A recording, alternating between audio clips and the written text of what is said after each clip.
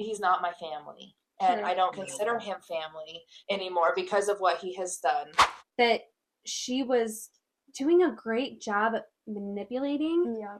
And I have found myself in that situation in my family so many times. Like your heart knows what you want and you know what you want, and you go through life like with a target, and you are going, you're just following your dreams. And then what gets in the way is whether it be like society, parents, traumas, generational traumas, you hear these fears, and if they are like deep rooted in you, it holds you back from what you really want. There's things that maybe men in certain stressful situations are better leaders, but then women, obviously, we give birth that men can't do, and the pain and the emotional and mental toil that takes, women are capable of, that a man probably can't even fathom. And so I am a 3, and so is Hetty, I would say. And the 3 is the achiever performer. So I had this story running that I am only lovable if I am impressive, if I appear successful. Bye. Meg Calvin is an American best-selling author and steward of healing spaces for women who are awakening to their body's wisdom. After years of religious conditioning, a former minister with 20-plus years of experience in emotional health and spiritual formation, she now stewards group coaching programs and speaking engagements that use fiction as a healing modality, serving women who are cautiously emerging from spiritual control, ready to make pleasure and sensuality a priority, and hungry to incorporate metaphysical modalities into their lives while still honoring their sacred roots. Through her signature approach of melding the ministries with the metaphysical, Meg guides these tender-hearted women through spiritual integration, embodied wisdom, sovereign self-trust, helping them trust that their desires, intuitive gifts, and pleasure are not selfish, but sacred invitations from the divine. Please help us welcome Yes. our first guest on our show. I'm so honored to be here. Thank you so much for having this show that is so hilarious and raw and real. We're so excited to have you here. Do you go by Meg or Maggie? Which one do you prefer? Yeah, so my legal name is Maggie Lee. It's very, very, very Texan, very Southern, but friends call me Meg. Okay, so let's dive right in. Your book deals with really heavy themes. Which part of writing made you laugh the most unexpectedly? I would say that the scene where the very controlling Grandma Jo, is just so particular about the communion bread and how it's sticking on the gloves of the volunteers, the liturgists that denomination calls them. And she even goes as far as bringing these different styles of bread, Hawaiian and gluten-free and this other kind, and she lays them on the secretary's desk, and it's just all this wasted emotional mental energy that I think we can all relate to, that when there's something else going on, we project it onto something that's safer to project it, like throwing fits about communion bread. So absolutely. I laughed out loud at that character. And then the Dex and Moira teasing them teasing Grandma Jo in the salon. And so they're very Moira and Dex are not rated G with their comedy, and I like that a lot. Yeah, that's funny. Another question we have for you, if you could pick one, what is one lie that women are taught about their bodies, especially in Western society, that you try to dismantle throughout the story? Yes, I was a victim. I think I'm 10 years older than you. I'm turning, you are all around 30, is that right? Correct. Yeah.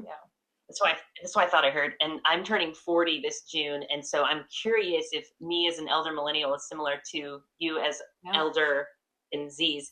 I fell victim to being a feminist meant that I was just one of the boys. I was a part of the boys club. And what that meant was good things, obviously. I was a boss over men. I had friends who were men. Volunteers under me were men in the nonprofit church world, but I was just one of the guys. And I ignored that, oh, wait, my brain, I have different neurological superpowers every week because of, as a woman, because I have ovaries, and these my male friends and colleagues, they don't have that. So in the story, Reverend Hetty Stone, she's navigating leadership as if she's a 60-year-old white man in a dress with a clerical dicky. And her friend Barbara is this beautiful guide of showing her a different way that different weeks we really are powerful in different ways. And different weeks we enjoy different types of, I know I can say this on your show, we enjoy different types of sex. Absolutely. Some weeks we're more creative, some weeks we're more analytical, and some weeks we're more entrepreneurial. And so I'm so excited that this book, through storytelling, is going to help more high achieving women like yourselves and myself come to that truth. I feel like I'm just starting to learn that type of stuff about Yeah, my body. I agree. I was gonna say something similar too. I think that's such a beautiful response, and I think more women need to like understand that and really embrace that about themselves, because we don't have to be so structured in a specific way that we get to be.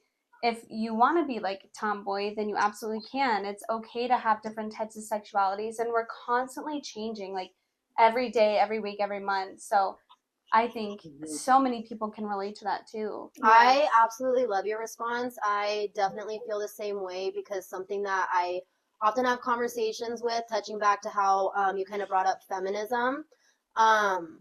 One of the things that I think kind of gets lost today, you know, with the evolution of feminism, or some of maybe the tensions we see kind of mainstreamed on social media that exist between sexes.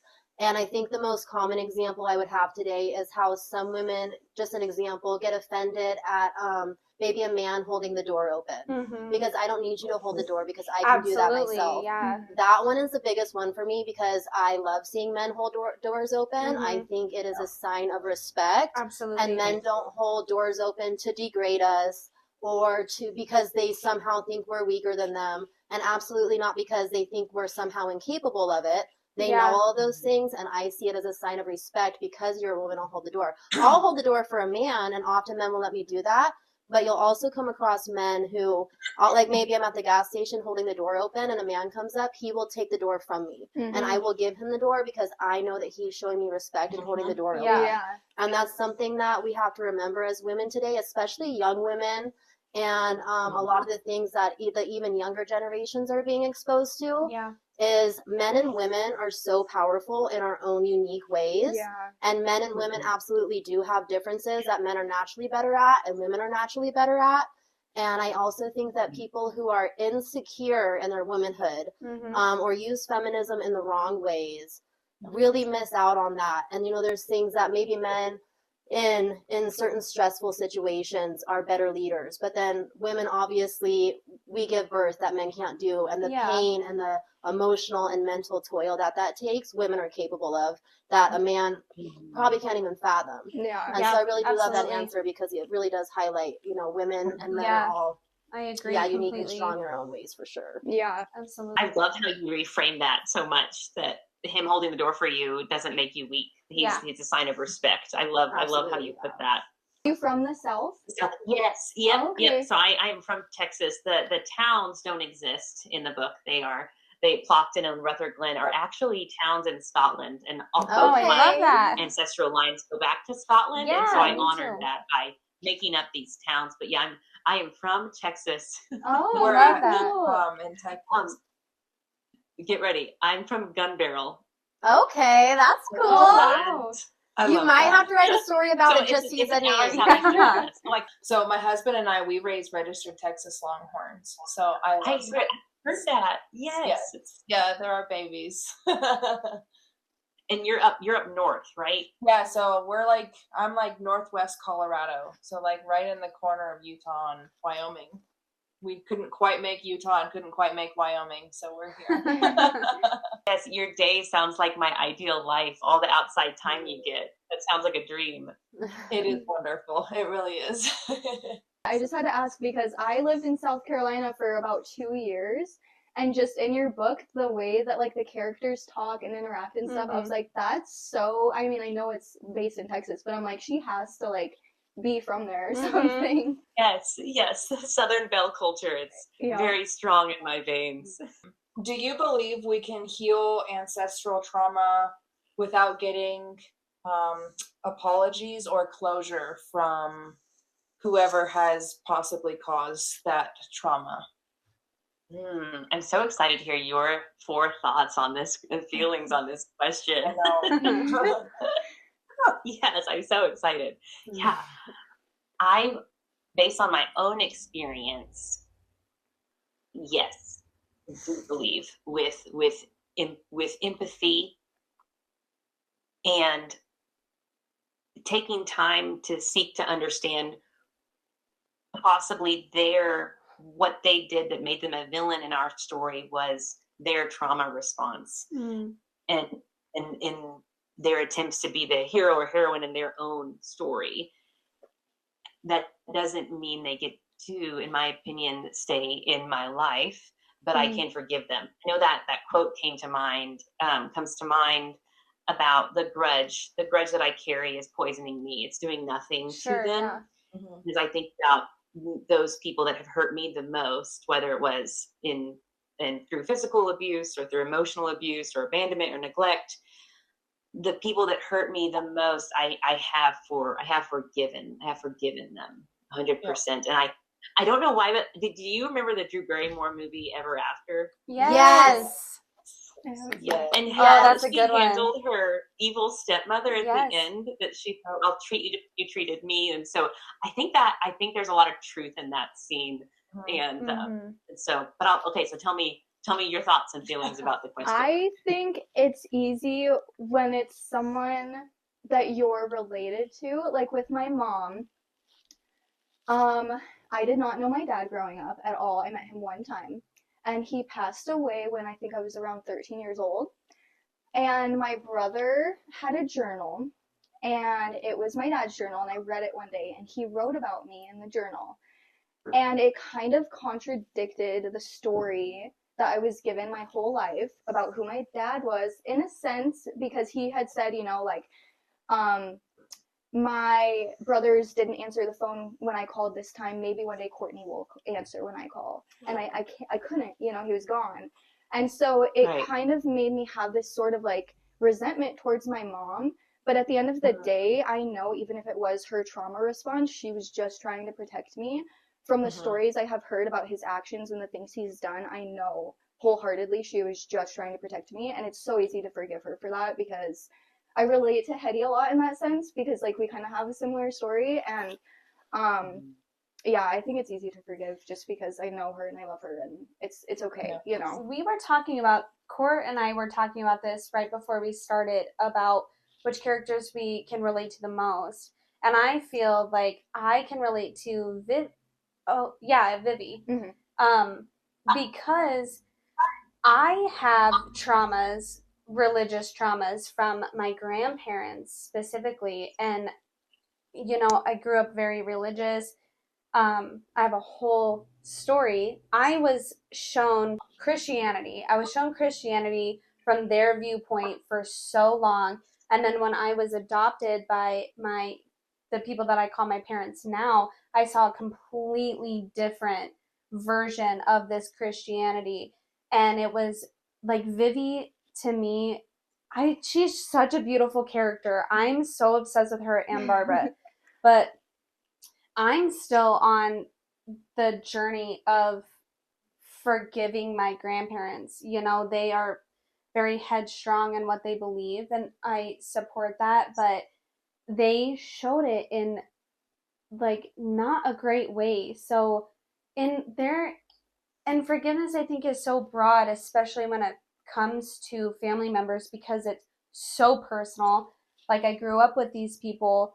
I've seen so many different sides of them, and there are certain parts that I do forgive, but then there's like a broader like intensity and a broader hurt that runs so deep that I'm still navigating and figuring out how I can do that, if I do need to get the closure and talk to them, or if I can do that by myself. So that's like something, even like going into 29 is learning so much about that. And I don't know. I'm a talker though, and I like to see people's reactions, and I don't know, and then people's responses also kind of ends up being a deciding factor for me of like, are you even worth the forgiveness? Do I just become indifferent to you and you just don't really matter in my story anymore? Or is that going to like really be healing?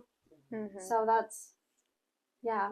My mom's dad, my Papa Ron, him and I had a really, really close relationship when I was young. He was married to my Grandma Roxy, and my Grandma Roxy was pretty much raised my mom. She was with my grandpa, my Papa Ron, my whole life, as far as I can remember, up until 5th grade. And then he all of a sudden started bringing around this woman younger than my mom. He had 10,000 acres of property, and so he left my Grandma Roxy up in their main house, and he moved down to the bunk house with this new woman and her child, her daughter. And at first it was kind of like I was too young. I didn't totally understand what was going on. I was like, yeah, this woman is cool. Her daughter's cool. I enjoy them. But I didn't quite understand why we weren't going to see Grandma Roxy anymore. I didn't understand what happened. And then Grandma Roxy ended up dying in that house alone, essentially. And I started to get older and understand that this woman that my grandpa had essentially just left my Grandma Roxy for, the whole relationship with him had changed. So it was like me and my mom weren't a priority anymore. It was just this woman and her child. It was like as a younger adult, it was really hard for me to understand, and so I continued to try to keep that relationship with him. And then it was just time and time again. She is kind of what I would call a snake in the grass. I have tried to just give him the benefit of the doubt that it's not his fault. She's controlling him. She's doing this. It's her. And then as I've gotten older, it's to the point where I'm like, it's not her. Like he has made the choice to let her control him, essentially. Sure. And so he met my son once, and he hasn't met my daughter, and I haven't talked to him since my son was a few months old, and he's 6 now. Wow. And so like I've gone back and forth on that, like, because I haven't forgiven him. And I will never get an apology. He's not a man that would apologize. He's been awful to my mom, absolutely horrible to my mother. That's one of the actual main things that actually not hurts me, but makes me the maddest. Yeah. Is because of how he treats my mom, who has been nothing but trying to get his love and his approval and everything her whole entire life. He's not my family. And Sure. I don't consider him family anymore because of what he has done. But there's not a forgiveness there. There's just kind of like a block, like I'm not going to think about it. See, I think that is such a big thing because it really does come down to a choice. And like the thing I always say with my current situation, I've talked about it a little bit on the show that I've been in the process of leaving a long-term abusive relationship, like severely abusive, but we were together for 10 years. We have 2 children together. You know, it's not just like a little fling you're trying to move on from. And my biggest thing I've had to accept from that is I'm not going to get an apology. Yeah. An apology does not exist. And then your healing lies within yourself in that. And my other biggest thing I would relate to would be back to my own relationship with my mother. By the time I was a young adult, like probably around 19, I think at 19, I don't think I was even speaking to my mom. I had left home before I graduated high school. When I graduated high school, I was not living at home. You got kicked out. Okay. Yeah, she got kicked out. We're doing the dishes. That's another story. But I wasn't living at home when I graduated high school. And kind of similar with, Courtney saying how she has had revelations growing up. I think I had revelations and also confusion of I understood things without understanding anything. I saw other things that were happening that I didn't know how they could. Essentially, I would say a lot of adults mishandle things all throughout my childhood, into my adolescence. And by the time I was a young adult, I was fed up with it. I was not much interested in keeping close with a good majority of my family. And I would say that was because I felt there was a lot of fakeness, a lot of, it doesn't matter what people do wrong, especially if they're family, we love them, we forgive them, we keep our mouths shut and we don't talk about it. Yeah. But that was also pick and choosy. So like there were certain things that we weren't allowed to talk about, and then a lot of things being talked about in front of us that should not have been being talked about in front of us. Oh yeah. So by the time I was a young adult, I was very, very, very angry. And I actually didn't repair my relationship with my mother until I was pregnant with my son. And my oldest sister finally said, "Can you please talk to mom, hash this out?" And she had to put us on a 3-way phone call. And I think this is something that's very interesting. And I think this is, for the females in our society, a very common thing, because I think you have a drip down of generational trauma in both sexes, and it comes out, unfortunately, through men, through, like, aggression, power, and control, where you have men that didn't have certain needs met. That's how that trauma tends to come out. Yeah. And you definitely can see these things in both sexes, but especially for females, I think we turn into people pleasers and situation fixers. And just how Shai said with her mom, my mom's the same way. And in some senses, I think in all of our most vulnerable states, we've all been that way. Yeah. Where we just want to pave everything over, don't talk about it, forgive the person, move on. And I think the most interesting thing about this is it's easier to forgive somebody who wronged you than to forgive somebody who wronged somebody you care about. That's to say, That's keep, good. like, again, an abusive relationship example, the victim who's being abused continues time and time again to forgive that abuser, and you want that relationship to be repaired with everybody around you, where you're friends. And that's where you start to get isolated even more, is eventually your people around you totally reject that person, and so now you can't be around them. Oh, And so yeah, you want it to be fixed for your own absolutely. situation. You don't want that person. You have to people please, cover up. You know, And I'm sure. that's common. That's in our mother's generation, our generation. We're kind of taught to do that we have to repair, and that burden falls upon us to make sure everything's okay. And sometimes that means being quiet and keeping your head down. And I think our generation now, just millennials, whether it's people that are closer to 40 or people that are closer to 30, I think we're kind of fed up with that. I think we're fed up with keeping our heads down and absolutely. keeping our mouths shut. And I actually recall telling my abuser at one point, I said, to our grandmothers, it was normal. Our grandmothers didn't have a choice. Our mothers were taught it was normal and to keep their mouths shut and their heads down. Yeah. And I said, our generation doesn't want to put up with it anymore. Yeah. And so you've had that drip down.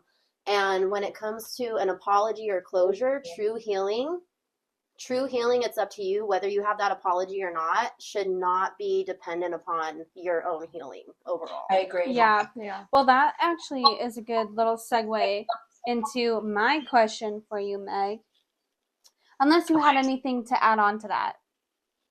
Yeah, do you have anything to add? I want to honor both of you for the lesson you taught and that you reminded us about, which is the power of time.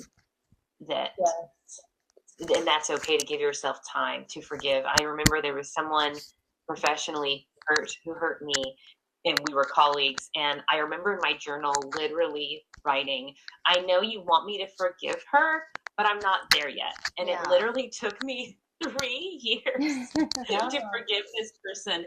And I had visceral hate in my belly toward her. Yeah. Fiery, flaming hate. And it did take me that long. And that is totally healthy and good and normal. And I agree. I love how you pointed out, Cheyenne, that it doesn't make that person bad. That was a trauma risk. Potentially, they were doing their best that they knew how to do, and they were not capable of giving me what I needed to feel all the things: love, seen, safe, held. And I'm, for some reason, I am hanging on to this. Yeah. And I'm glad I let it go, but it did take me 3 years, and no regret. I want to touch on what Meg said a little bit. Well, I guess, and what you, Shai, and what B said. I have not talked to my biological mom in probably 10 years, maybe a little less, because I still have so much resentment towards her. And I have a hard time because I have so much resentment and anger that has built up so much. And I know that I'm nowhere near being ready to forgive her for myself or just in general at all. Yeah. I think that she is a very troubled person, and I understand that people they have their own story. Like everybody has their own stories, and I think that my biological mom, I think she lived a pretty rough life, especially coming from being the result of a teen pregnancy and being born in a time where, if a woman gets pregnant and they're outside of marriage, they're absolutely expected to get married. You raise these kids and you figure it out. Right. And so I For think sure. sometimes when two people weren't necessarily in love and then they're forced into this situation, they resent their child.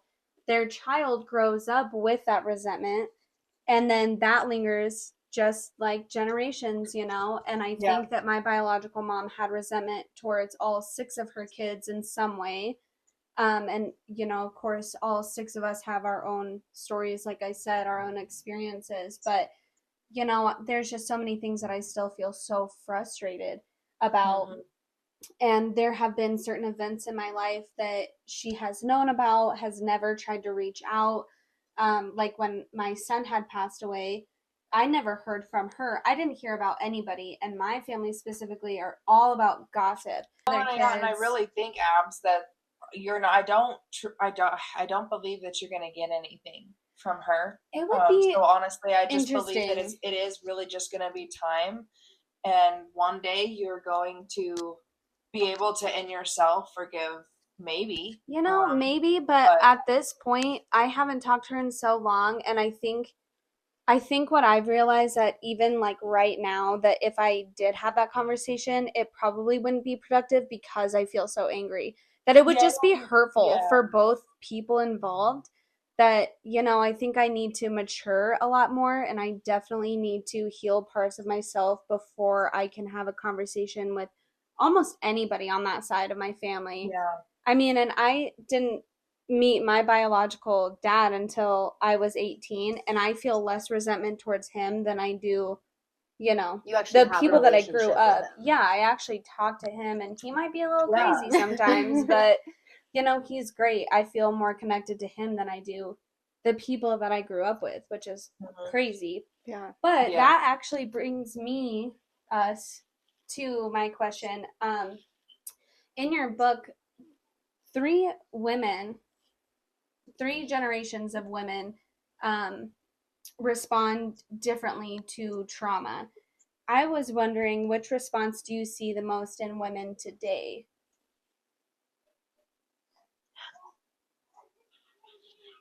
I am curious if numbing out binge watching has become more of a trauma response. Speaking as one that does that myself. Interesting. And then I was, because it's so easy now to binge watch all 4 seasons of Bridgerton. Well, the final 4. I haven't watched it yet. It sounds so good. It's easier to totally just numb everything out. And but I think the loudest answer is that it depends on what we need to feel safe, being loved and heard.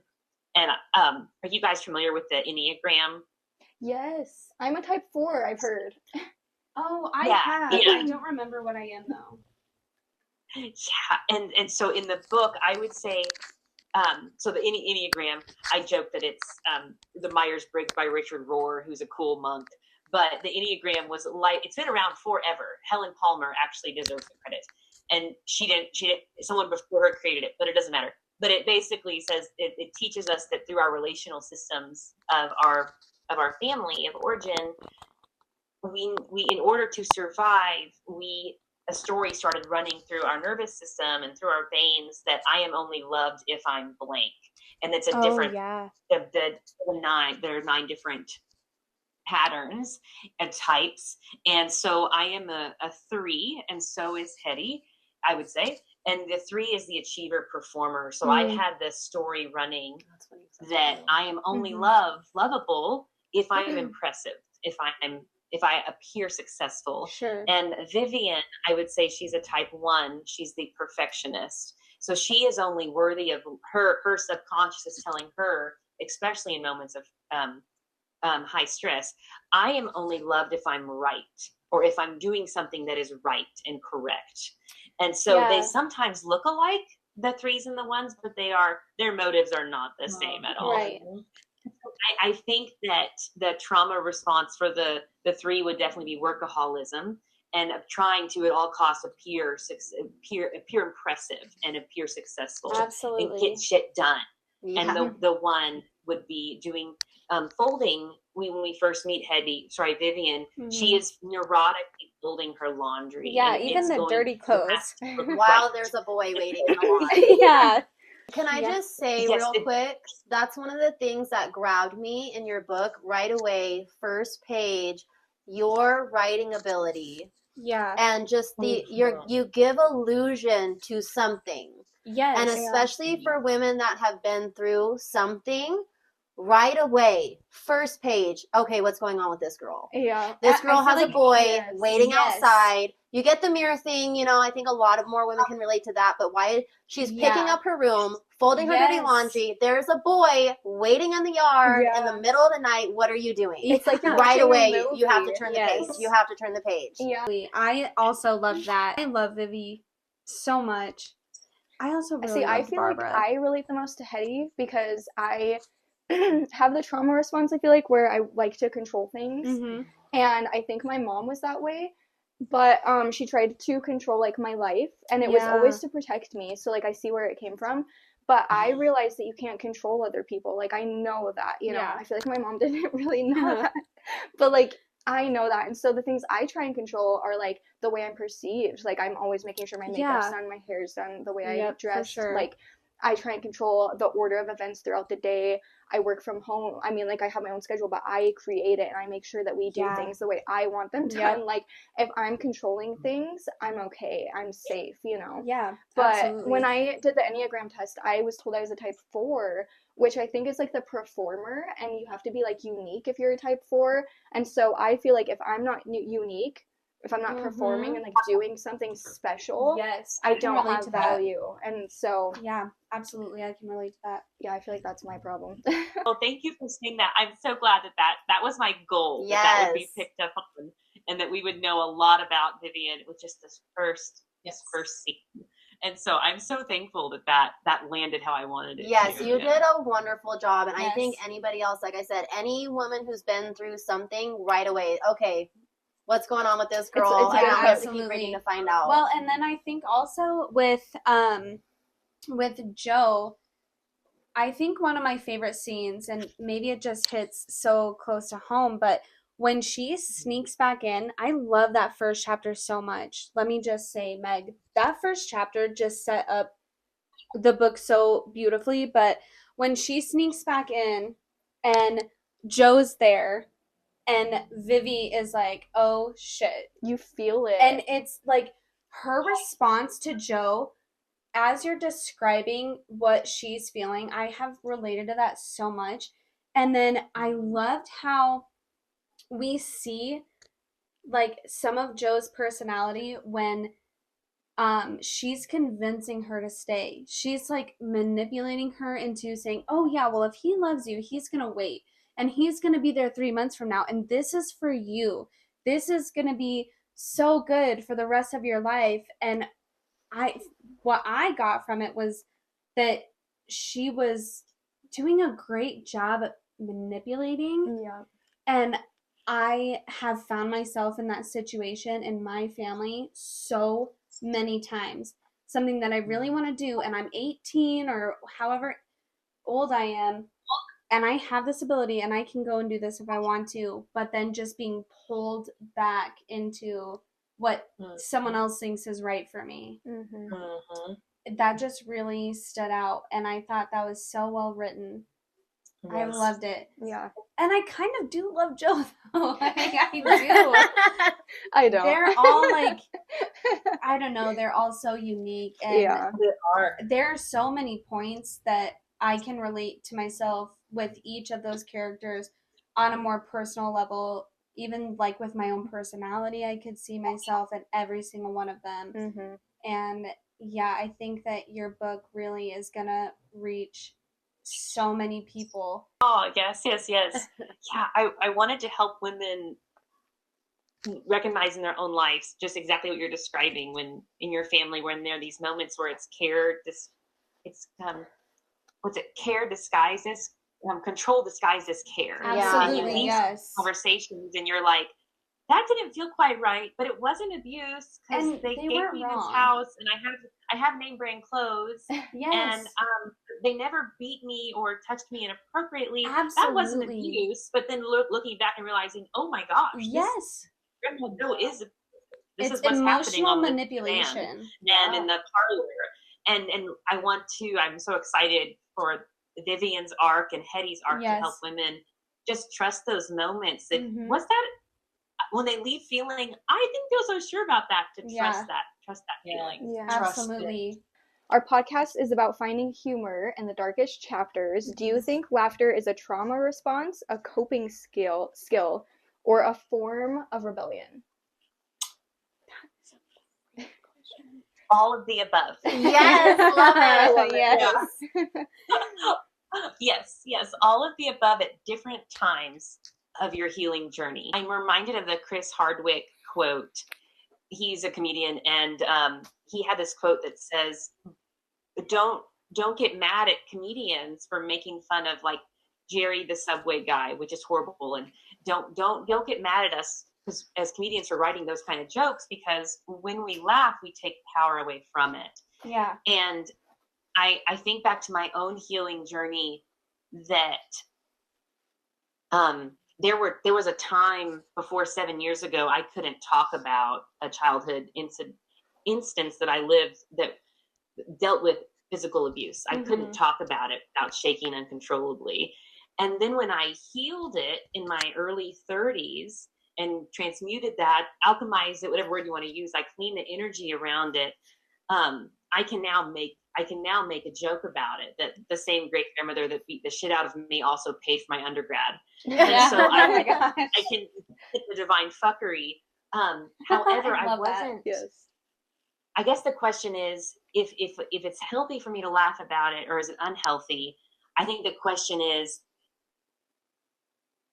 it a block in your personal or professional life in any way? Because before I healed it, if there was to be, if someone was to spank a child in a restaurant, which sadly happens a lot in Texas, where I would almost have a nervous breakdown, even if it was somewhere else in the restaurant. I would start shaking. I couldn't function. So I think if I would have tried laughing about it then before I healed it, maybe that was because it was a block. It was really disrupting my life, and it wasn't.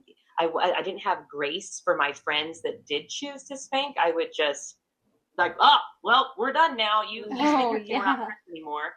And so now, because I've healed it, I have more grace. So I think the question, thank you for your patience with me landing this plane, is it, I know you're not asking this, but this is the question that your question makes me ask, is it healthy or unhealthy to laugh about a really dark time in my life?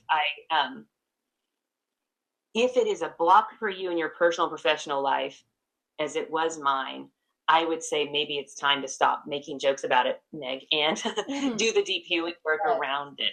Did any of that ramble make any sense? No, absolutely it did. And because I feel like it depends on how you're laughing at it. I think that's essentially what you're saying. Are you laughing out of lightheartedness because it has healed in yourself, and it's just kind of one of those things, like you can be more lighthearted, a little bit lighter about it? Or are you making a joke or laughing about it because you still have these deep-seated hard feelings for whatever it is that isn't healed? Like, are you making a joke out of anger? Are you laughing out of to cover up anger? Or are you laughing because you truly have accepted it and it's a true peaceful laugh? I know from like my experience with I had mentioned that my son had passed away, and of course that's horrible, like one of the worst things I think a parent can go through. But I gave myself grieving time, and it's like 6.5 years now. It sounds terrible, and I might just have really dark humor, but there are things about it that I can laugh about. And like, Brandy was with me shortly after my son had passed away, and she's kind of seen the whole process. And I think there's so many valleys that people go through and peaks of like, there are some days that this incident has affected me so deeply, and I'm going to cry and cry because I need to do that. But then, it can be a light-hearted thing. Does that make sense? Yeah. No, Yeah. I think okay. So I just have to mention the this. same thing in really different, different scenario ways. Yeah. Yes. Okay, I have to mention this one it. story. After my mom passed, we had hid smoking cigarettes from her. At the time, I was smoking. After she passed, Cheyenne was with me. I am crying. Like, I fell to the floor. Cheyenne held me. I'm bawling. We go out to the car. We walk out of the hospice center. We go to the car. Cheyenne and her are sitting there smoking a cigarette. Of course. What else are you going to do? Yeah. And Cheyenne goes, well, now your mom knows you smoke cigarettes. Because she's in heaven watching us. And we start laughing. And I think that was kind of a trauma response, but it helped in the moment, Yeah, so. and I've had so many moments too. And I think what traumatic comedy really comes down to is like, we have each individually been through some really, really hard and dark times. But in our friendship, I know I'll speak for myself, but in the friendship that I've had with every single one of these women has helped me in the best ways. I mean, Brandy and I went through a period of time where she was drinking wine and I was drinking White Claws, and we just kind of had to be like, this really did happen to us. Yeah. And you just sometimes gotta laugh about it. Well, and I think when it comes to laughing, the phrase, and I think like even in our conversation about titling our show and really what our show was going to be about and how we all majorly cope with things is sometimes you have to laugh to keep from crying. Yes. Yep. And 100%. especially for me, I'm a Pisces. I'm very emotional. I can sit and wallow and cry and it feels so good. But then I can't function. At some point I have to be able to function. Yes. And definitely, and this is with my sisters as well. Everybody sitting here, my sisters, we have definitely a dark sense of humor, but and it's not to say things aren't serious or that what you're going through isn't a valid thing to deal with. But, and even recently, me and Abigail have had this conversation with things that we've been kind of dealing with and healing from, is you always have, and this is something that's definitely come with age and maturity and kind of healing our wounds, it is so imperative to allow yourself the time to grieve, to feel sadness when it comes, to feel those negative, hard feelings when they come, so that we don't suppress them. Then there comes a time, though, where you can't sit in it, you can't live in it.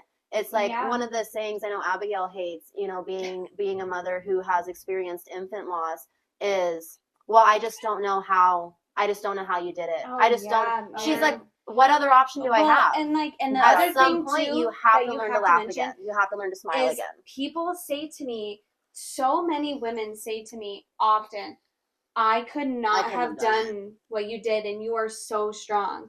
And it is that thing, though, like, you don't know it until you go through it. And really, what is your other option, though? I just wanted to see if there was anything else that you wanted to add, a message that you want to give the viewers, something that, like, women really need to hear, just whatever you feel like you want to say. What I would say to your listeners is that desires are, this isn't my quote. This is a quote that was such a pivotal part of the novel, and it's a quote by Dr. H. Emily Cady. She was a metaphysical practitioner in the early 1900s, and her quote is, "Desire is God knocking on the door of your heart." And so I would encourage women to trust that their desires are safe and that they're not selfish, and that they are truly, they will lead you home. They are divine on every level. And so trust your desires are safe. I think that's beautiful. Yeah, desires, gut intuition. Like, I can't tell you how many times I've just had, like, there's been times where there have been times where I've literally stopped my husband from going on a trip that he has been planning because I was like, I don't feel it. I was like, I know you Yeah. planned this, and this is the morning you're supposed to leave. You know, and I know that's not a desire. That's more of a feeling, you know. But like even when it comes to certain things that we have done and the leaps that we have taken in our business and in our life, and some of the jumps we've taken have been very scary. But in my gut and in my heart, I was like, no, like I know we will succeed. I know we will. Whatever happens, we will do great things. And then we take that leap, and then it has only just gone up from there. Not follow those feelings. I feel like your heart knows what you want, and you know what you want, and you go through life like with a target, and you are going, you know, you're just following your dreams. And then what gets in the way is whether it be like society, parents, traumas, generational traumas, you hear these fears, and if they are like deep rooted in you, it holds you back from what you really want, and working through them and like healing and doing, you know, seeing the things that she shows in her book For sure. in other people kind of lets you see it in yourself as well. Yeah. And once you heal those things, it helps you move towards your goal and to follow your desires even more. Absolutely. Well, and I also think that your response directly relates back to what we had touched on in the very beginning of kind of being secure in our power as women. Yes, absolutely. When we don't allow those desires to be suppressed or told that we're wrong for having certain desires. It's, you know, a good example for that is even the way women dress. Some women feel really empowered dressing modestly, covering even their hair, and other women feel empowered in maybe showing a little more skin, wearing the crop tops, wearing the short shorts. And I don't think either one of those is wrong. It's whatever you feel empowered in and whatever feels right for you, and that you're doing it out of the basis of what's right for yourself and not the standards that society has put on you. Love that. And then how do we find your book? Like, let us know. You can find it at megcalvin.com for pre-orders. And then also at that website, I'd love to give your listeners a gift. And that is, as we see in the book, as Hetty is trying to move from performer to presence, having presence, one thing that helps her do that is she begins having these mystical experiences where she is remembering she has intuitive abilities and it's freaking her out. And she's like, am I going crazy? And so what I did was I created a quiz. It's a 15-minute video quiz, and it helps you remember which of your intuitive abilities you have a strong habit for. And then it gives them, if someone is like Hetty or like you shared today, come from a religious background, there's also scriptural references in the Bible of where we see women in the Bible also practicing these abilities. They just use a different word for it. But so that quiz, discovering your gifts and your intuitive gifts in scripture, is at megcalvin.com, and your listeners can have that free training too. Love that. That is so exciting. Awesome. Can I ask quick, a question just popped in my head, and correct me if I'm wrong, but I would say obviously your target audience for the book is majority women. But for any men who pick up the book and decide to read it, what would be your hope that you think a male audience that decides to read the book would draw? Yes, that's a great question. Yeah. So the marketing analysis that was done on the book, it put it at an audience of 30% men, 70% women. Oh, I love and because of the emphasis being so much on Reverend Hetty and Vivian's and her mom Vivian, their emotional arc, it put it in the genre of upmarket women's fiction. And it has elements of romance, but it breaks so many rules of the romance genre. And that was on purpose, because I really wanted it to be about these about generational trauma and these three women, the grandma, the mom, and the daughter. They are the main thing. Okay, so to answer your question, so the men play a very supportive role in the book, and we see on purpose, we see toxic masculinity in some of the characters. Won't give any spoilers away, but Murdoch, and then we see really healthy, reclaimed divine masculinity in Cliff, and I won't say who that is. And then in Tavish, who is Hetty's love interest, and we also see Tavish, Hetty's love interest. I wanted to write I consider myself a sapiosexual, and so I assume I said that to a friend recently, and he's a academic writer. He writes philosophy books, and he's like, my therapist told me I'm a sapiosexual, but I don't know what that is. And I was shocked. And so a sapiosexual is someone who is they find someone's intellect hot. They're aroused by intellect. Oh, I can Yes. relate to that. Yes. Do you really? Totally. So I wanted to write Hetty is that, and she's so aroused by Tavish's intellect, and at the same time, because he is so grounded and he helps her see that she's lovable outside of her performance, he awakens her to listening to her body. So I wanted to also show how, going back to what we said earlier about sometimes feminism means I don't need a man at all, but I wanted to bring in that actually lots of healing can happen through healthy, consensual sexual relationships and romantic relationships. They can be medicinal to powerful women, and I wanted to show that in Tavish. So there were 8 beta readers that helped me write, that I gave this book to, and they made it so much better. And 4 of them, random, 3 of them were men. 4 of them were men, but he only read the first chapter, then got too busy. So I said, I love you, but you're not welcome anymore to my beta readers. And so, yeah, the three men loved it. And it was so interesting. They're all writers themselves. And one of the men said to me, he said, I didn't know that women were like, how you wrote about his biceps. I didn't know women thought that way. We love it. That's what I was gonna say, honestly. Like, I hope personally something that men readers could take away from your book is also kind of almost like a deeper intellect into how we think, what might kind of be going through our heads, and like different, and like maybe possibly being able to better understand a woman's side of things and how a woman thinks, and that, because it's definitely, on that woman's side of thinking. So that's, I mean, I feel like that's another good thing too, is they could maybe even read it and look into it and understand just a little bit deeper. Just having some insight for sure. Yeah. Mm-hmm. It appeals to all audiences. Thank you for asking that question. Yeah. I'm just excited, honestly, for people to get to read it, because it is a beautifully written book, and we're so excited to have you on here and to be able to be a part of this process with you. It's awesome. It's so exciting. This has been so fun. So exciting.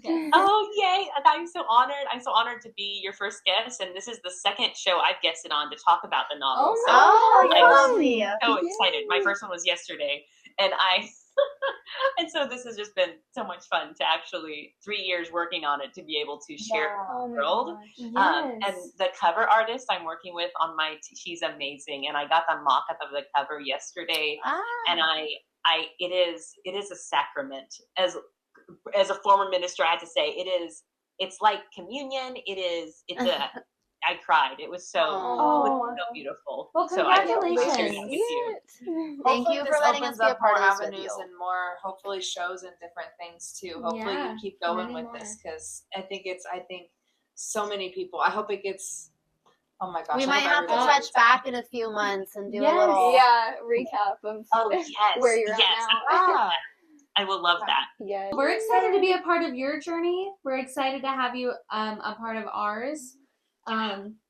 It's been so great. Yeah, I've thank honestly you. learned quite a bit. really enjoyed this conversation. Yeah. This was awesome. And thank you so much. Like, it's honestly too an honor to get to be some of the first people to read your book. Yes. So I adore how you call Vivian Vivi. I love her. Nowhere in the book is that there.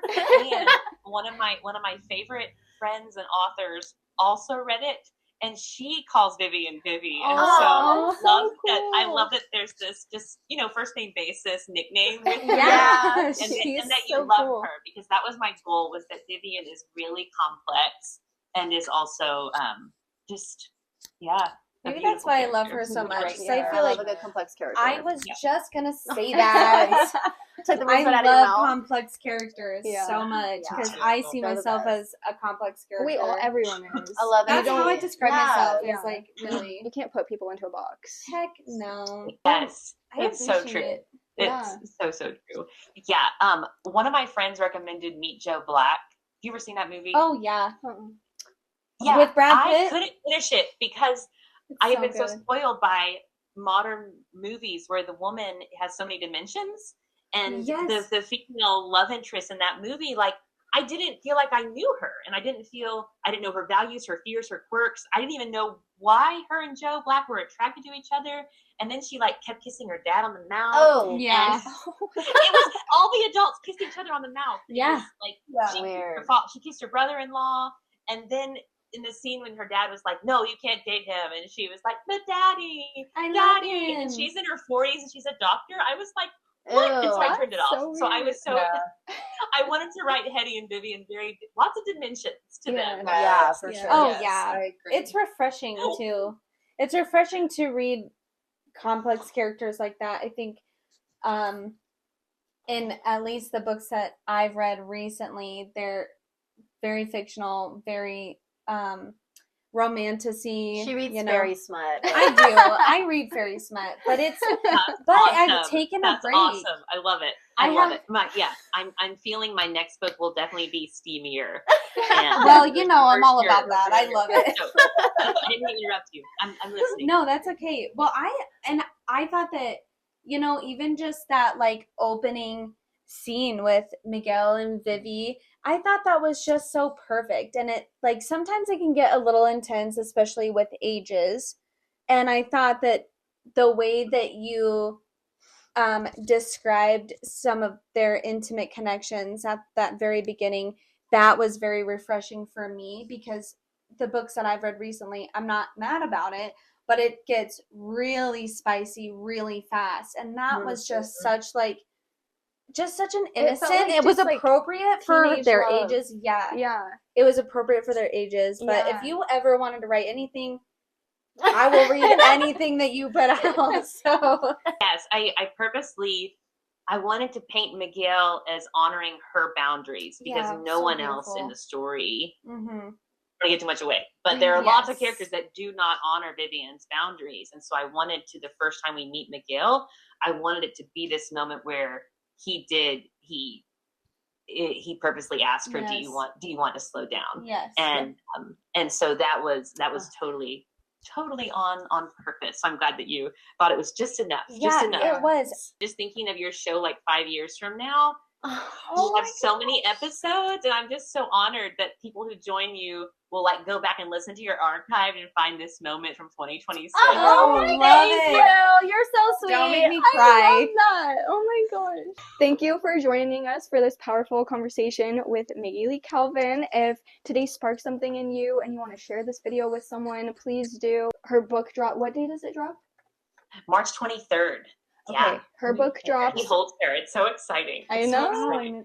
So it drops March 23rd. Make sure you order it. I've already read it. It's amazing. So It's It so is phenomenal. a wonderful book. You are going to want to keep Amazing. turning the pages the it whole really time is. you're It's like a reading it. movie. It is. I love it. And the writing is so Beautiful writing. descriptive. Yeah, imaginary. It is a wonderfully written book. You will probably find yourself relating to one of these characters. Oh, if not or all at of them least. in some way. Yes. Like I Yeah, did at for least. sure. Yeah. Bye. Oh my god!